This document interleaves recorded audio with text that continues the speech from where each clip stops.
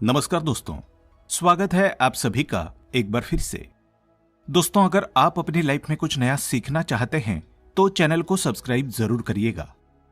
दोस्तों, भाद्रपद मास के कृष्ण पक्ष की अष्टमी तिथि को भगवान श्री कृष्ण का जन्म हुआ था। इसलिए हर वर्ष इस दिन यानी कि भाद्रपद मास के कृष्ण पक्ष की अष्टमी तिथि को बहुत श्रद्धा भाव से भगवान श्री कृष्ण का जन्मोत्सव मनाया जाता है और इसे जन्माष्टमी के रूप में मनाया जाता है। भगवान श्री कृष्ण का जो जन्म दिवस होता है, जन्माष्टमी का जो ये पावन पर्व होता है, बहुत ही श्रद्धा भाव से, बहुत ही धूमधाम से, उत्साह के साथ भक्तजन मनाते हैं। इस दिन व्रत रखा जाता है। बहुत से लोग इस दिन व्रत रखते हैं और भगवान श्री कृष्ण के बाल स्वरूप जो कि लड्डू गोपाल जी हैं, उनकी पूजा आराधना की जाती है। बाल स्वरूप में भगवान श्री कृष्ण की पूजा आराधना इस दिन जो भी भक्त पूरे श्रद्धा भाव से करते हैं, विधि विधान से इनकी पूजा करके व्रत के नियम का पालन करते हैं, उनकी समस्त कामनाएं भगवान श्री कृष्ण अवश्य पूर्ण करते हैं। दोस्तों, आज की वीडियो में हम आपसे बात करने वाले हैं कि भाद्रपद मास के कृष्ण पक्ष की अष्टमी तिथि यानी कि जन्माष्टमी का पावन पर्व कब है, अष्टमी तिथि कब प्रारंभ हो रही है, कब समाप्त हो रही है, पूजा का शुभ मुहूर्त क्या है और महत्व क्या है इस पावन पर्व का, और भगवान श्री कृष्ण की पूजा की विधि क्या है। जन्माष्टमी के दिन निशितकालीन पूजा का विशेष महत्व होता है। तो रात्रि में किस समय हमें भगवान श्री कृष्ण की पूजा करनी है, और अगर आप व्रत रखते हैं यानी जो भी भक्त जन्माष्टमी का व्रत करते हैं, उनके पारण का शुभ मुहूर्त क्या होगा, इस बारे में बात करेंगे। इसके अलावा इस बार की जो जन्माष्टमी है बहुत ही दुर्लभ संयोग में है, बहुत ही शुभ संयोग में है। तो कौन से वो शुभ योग लगने वाले हैं और इन शुभ योगों में आप किस प्रकार से भगवान श्री कृष्ण की पूजा आराधना करें जिससे कि आपकी समस्त कामनाएं पूर्ण हो, इस बारे में आज के वीडियो में हम बात करने वाले हैं। तो इस वीडियो को पूरा जरूर देखें। लेकिन दोस्तों, उससे पहले आपसे रिक्वेस्ट करते हैं कि वीडियो को लाइक जरूर करिएगा, दोस्तों को शेयर कर दीजिएगा, और अगर आपने अभी तक चैनल को सब्सक्राइब नहीं किया है तो चैनल को सब्सक्राइब करके बेल आइकन जरूर दबाइएगा। बात करें जन्माष्टमी के महत्व के बारे में। जन्माष्टमी का जो महत्व है वो हमारे धर्मशास्त्रों में बहुत अधिक माना गया है। जन्माष्टमी के दिन भगवान श्री कृष्ण के बाल रूप की पूजा करने से और इस दिन व्रत करने से भक्तों के मन की समस्त कामनाएं पूर्ण हो जाती है। और वो लोग विशेषकर जिनकी कोई संतान नहीं है, संतान प्राप्ति में अगर आपको किसी भी प्रकार की बाधा है, बहुत अधिक समय हो गया है और अभी तक संतान की प्राप्ति नहीं हुई है, तो जन्माष्टमी का ये पावन पर्व बहुत ही दुर्लभ संयोग में इस बार है। तो अगर आप जन्माष्टमी के दिन व्रत रखते हैं, भगवान श्री कृष्ण के बाल स्वरूप लड्डू गोपाल जी की पूजा आराधना करते हैं, तो इस दिन भगवान श्री कृष्ण की पूजा करने मात्र से ही निसंतान दंपतियों को उत्तम संतान की प्राप्ति होती है। तो बहुत महत्वपूर्ण है ये पावन पर्व। और आप किसी भी कामना से जन्माष्टमी का व्रत रखें, और अगर व्रत ना भी कर पाते हैं आप, और आप पूजा आराधना विधि विधान से करते हैं, तो इससे भी भगवान श्री कृष्ण की कृपा प्राप्त होती है। और इस बार का जो जन्माष्टमी का पावन पर्व है, कई वर्षों के बाद बहुत शुभ संयोग, बहुत दुर्लभ संयोग में आया हुआ है। ऐसा माना जाता है जैसे कि श्रीमद् भगवत गीता में, भगवत पुराण में ऐसा लिखा हुआ है कि भगवान श्री कृष्ण का जन्म हुआ था भाद्रपद मास के कृष्ण पक्ष की अष्टमी तिथि को। बुधवार का दिन था, रोहिणी नक्षत्र में उनका जन्म हुआ था। वृष राशि में और रात्रि के मध्य में यानी कि मध्य रात्रि में भगवान श्री कृष्ण का जन्म हुआ था। तो शास्त्रों में कहा गया है कि जन्माष्टमी के इस पावन अवसर पर अगर 6 तत्व मिल जाए तो ये बहुत ही दुर्लभ होता है। ये 6 तत्व होते हैं भाद्रपद का कृष्ण पक्ष, अर्धकालीन अष्टमी तिथि, रोहिणी नक्षत्र, वृष राशि में चंद्रमा, इसके साथ सोमवार या बुधवार का होना, ये अत्यंत ही दुर्लभ तत्व है जो कि हर साल नहीं होते हैं। तो ऐसा इस बार संयोग बना हुआ है कि सभी तत्व 30 अगस्त को मौजूद रहेंगे। 30 अगस्त को इस बार की जन्माष्टमी का पावन पर्व होगा। सोमवार का दिन होगा, सुबह से ही अष्टमी तिथि रहेगी और रात्रि में अर्धरात्रि तक अष्टमी तिथि व्याप्त रहेगी, जिससे कि इसी रात नवमी तिथि भी आरंभ हो जाएगी। तो चंद्रमा वृष राशि में मौजूद रहेंगे। इन सभी संयोगों के साथ रोहिणी नक्षत्र भी 30 अगस्त को है। तो ऐसे में इन संयोगों को लेकर धार्मिक विषयों के बारे में अगर बात की जाए तो इस बार की जन्माष्टमी बहुत महत्वपूर्ण है। सभी कामनाओं को पूर्ण करने वाली, शीघ्र ही फल देने वाली है। तो अगर आप व्रत करते हैं, अत्यंत श्रेष्ठ है। जो लोग पहले से व्रत करते आ रहे हैं उनके लिए तो बहुत ही शुभ योग है, और जो लोग पहली बार व्रत शुरू करना चाहते हैं तो बहुत दुर्लभ संयोग है। इस बार अगर आप व्रत शुरू करते हैं तो कई गुना फल आपको प्राप्त होता है। निर्णय सिंधु नामक ग्रंथ के अनुसार ऐसा संयोग जब जन्माष्टमी पर लगता है तो इस अवसर पर इस संयोग में व्रत करने से 3 जन्मों के जाने अनजाने जो पाप होते हैं उन पापों से मनुष्यों को मुक्ति मिल जाती है। और इस संयोग में अगर जन्माष्टमी का आप व्रत करते हैं तो प्रेत योनि में भटक रहे जो पूर्वज होते हैं उन्हें भी आपके व्रत के प्रभाव से मुक्ति मिल जाती है। तो बहुत ही श्रेष्ठ माना गया है जन्माष्टमी का ऐसा दुर्लभ संयोग। तो जो भी लोग व्रत शुरू करना चाहते हैं इस वर्ष से वो व्रत शुरू कर सकते हैं, बहुत ही श्रेष्ठ रहेगा।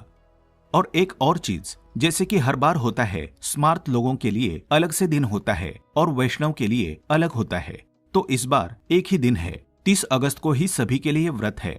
क्योंकि इस वर्ष जो सप्तमी विद्या और नवमी विद्या होती है उसका भी चक्कर नहीं है, तो जन्माष्टमी का व्रत इस बार बहुत उत्तम रहने वाला है।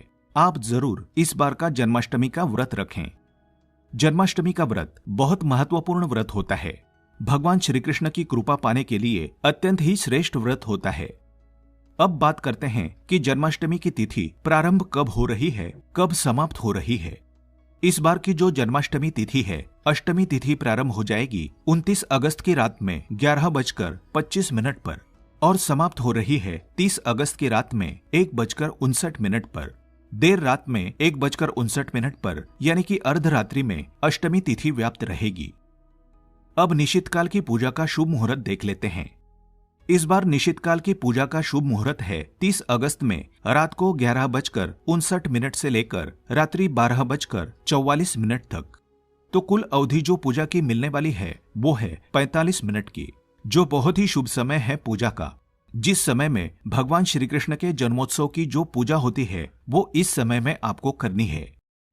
अब बात करते हैं कि जन्माष्टमी के इस पावन पर्व पर भगवान श्री कृष्ण की पूजा किस प्रकार से करनी चाहिए।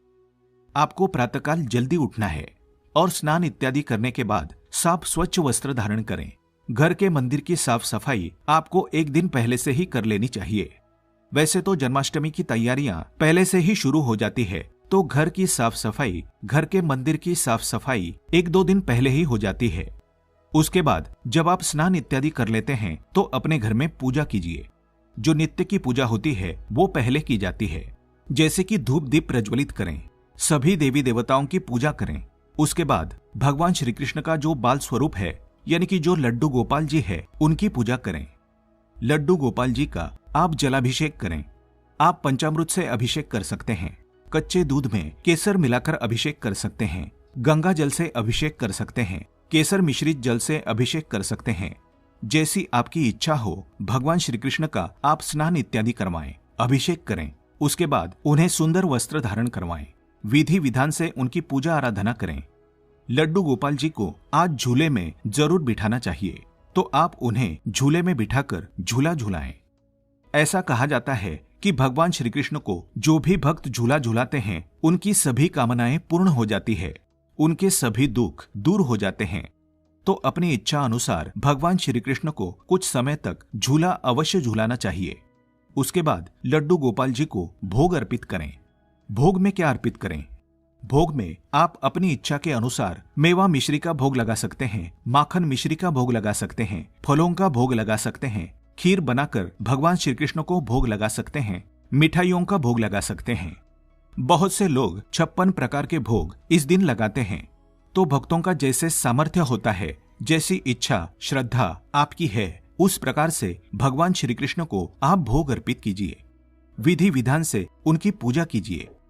लड्डू गोपाल जी की सेवा किस प्रकार से की जाती है? जैसे हम अपने बच्चों की सेवा करते हैं, जैसे अपने पुत्र की सेवा करते हैं, पुत्र को प्यार करते हैं, उस प्रकार से इस दिन भगवान श्री कृष्ण की आप पूजा कीजिए। पुत्रवत मानकर उनकी पूजा कीजिए। इस समय में जो पूजा करने का विशेष समय होता है वो रात्रि का समय होता है। जो आज रात्रि में पूजा होती है उस समय भगवान श्री कृष्ण की पूजा की जाती है, उनका जन्मोत्सव मनाया जाता है।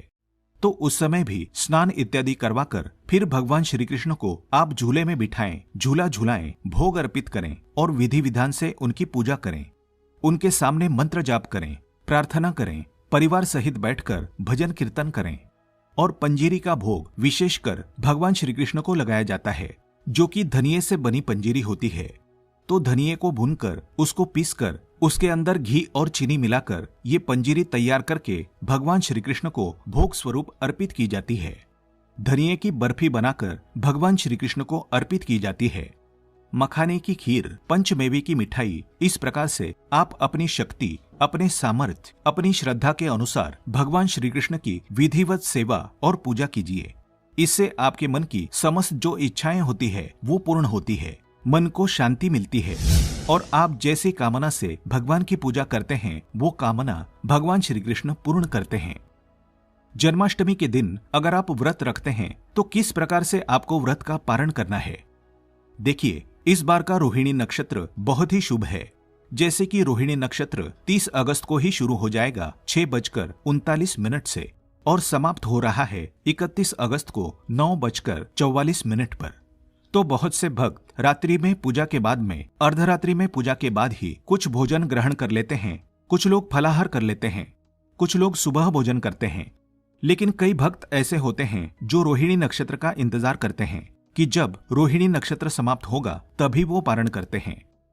तो जो लोग रोहिणी नक्षत्र के समापन का इंतजार कर रहे हैं वो 31 अगस्त को सुबह 9:44 पर जब रोहिणी नक्षत्र समाप्त हो जाएगा तो उसके बाद पारण कर सकते हैं। और जिस प्रकार से भी आप पारण करें, जैसे कि बहुत से भक्त रात्रि में, अर्धरात्रि में भी कर लेते हैं, तो इस प्रकार से भी करते हैं तो कोई प्रॉब्लम नहीं है। आपको जो भी ठीक लगता है वैसे आप करें। नहीं तो फिर आप सुबह उठें, स्नान इत्यादि करने के बाद फिर से भगवान श्री कृष्ण की पूजा करें और सुबह 5:30 बजे के बाद भी आप पारण कर सकते हैं। तो पारण के सबके अपने अपने नियम होते हैं। इस व्रत के भी सबके अपने नियम होते हैं। जैसे कि कई लोग आज व्रत करते हैं बिल्कुल निर्जल करते हैं, जल भी ग्रहण नहीं करते हैं, और कई लोग फलाहार के साथ करते हैं। तो जैसा भी आपका सामर्थ्य हो, शारीरिक क्षमता हो, उस हिसाब से आपको व्रत रखना चाहिए। जन्माष्टमी का दिन भगवान श्री कृष्ण की कृपा पाने के लिए बहुत ही श्रेष्ठ दिन होता है। आप भगवान श्री कृष्ण की असीम कृपा प्राप्त करना चाहते हैं, अपने मन की कोई कामना पूर्ण करना चाहते हैं, तो उनकी पूजा कीजिए, सेवा कीजिए, विधि विधान से व्रत कीजिए। व्रत नहीं भी कर पाते हैं तो इस दिन भगवान श्री कृष्ण की पूजा करने मात्र से ही समस्त प्रकार की इच्छाओं को पूर्ण कर लेंगे। क्योंकि इस बार की जो जन्माष्टमी है वो बहुत शुभ योग में है, तो इस दिन को व्यर्थ ना गवाएं। आप भगवान श्री कृष्ण की पूजा अवश्य कीजिए। उम्मीद करते हैं भाद्रपद मास के कृष्ण पक्ष की अष्टमी तिथि यानी कि जन्माष्टमी के पावन पर्व से जुड़ी ये महत्वपूर्ण जानकारी आपके लिए अवश्य उपयोगी सिद्ध होगी। आज के लिए बस इतना ही।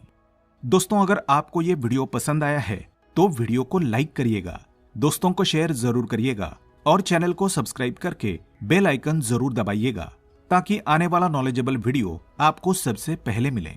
दोस्तों, मिलते हैं अगले वीडियो में। तब तक के लिए good bye and thanks for watching my video.